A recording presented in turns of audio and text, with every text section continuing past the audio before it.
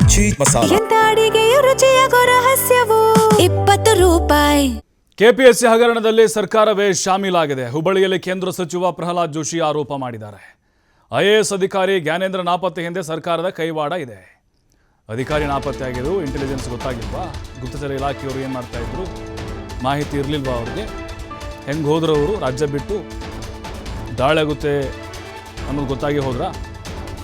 ಇಡಿಗೆ ಸಿಗದಂತೆ ಸರ್ಕಾರವೇ ವ್ಯವಸ್ಥೆ ಮಾಡಿದೆ ಅನ್ನುವಂಥ ಆರೋಪ ಜೋಶಿ ಅವರು. ಐಎಎಸ್ ಅಧಿಕಾರಿ ನಾಪತ್ತೆ ಆಗುವವರೆಗೂ ಕತ್ತೆ ಕಾಯ್ತಿದ್ರಾ? ಅಧಿಕಾರಿ ಜವಾಬ್ದಾರಿ ಸರ್ಕಾರದ್ದೇ ಅಂತ ಜೋಶಿ ವಾಗ್ದಾಳಿ ನಡೆಸಿದ್ದಾರೆ. ಆತನನ್ನ ಹಿಡಿಯೋದು ನಿಮ್ಮ ಕೆಲಸನೋ? RSS ಪಥಸಂಚಲನದಲ್ಲಿ ಭಾಗಿಯಾದವರನ್ನ ಅಮಾನತು ಮಾಡೋ ಕೆಲಸ. ಹುಬ್ಬಳ್ಳಿಯಲ್ಲಿ ಪ್ರಹ್ಲಾದ್ ಜೋಶಿ ಆಕ್ರೋಶ ಹೊರಹಾಕಿದ್ದಾರೆ.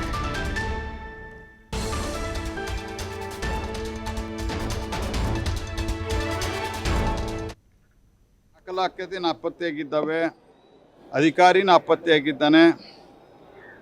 ಹಾಗಾಗಿ ಈ ಎಲ್ಲ ಸಂಗತಿಗಳಲ್ಲಿ ಸರ್ಕಾರ ನೇರವಾಗಿ ಭಾಗಿಯಾಗಿದೆ. ಆ ಕಾರಣಕ್ಕಾಗಿಯೇ ಇವತ್ತು ಸರ್ಕಾರ ಅಧಿಕಾರಿನ ಅವರು ಇವತ್ತು ಸಿಗಲಾರದಂತೆ ವ್ಯವಸ್ಥೆಯನ್ನು ಮಾಡಿದ್ದಾರೆ. ಅನೇಕ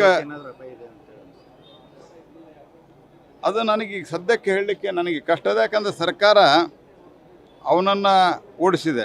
ಹಾಗಾಗಿ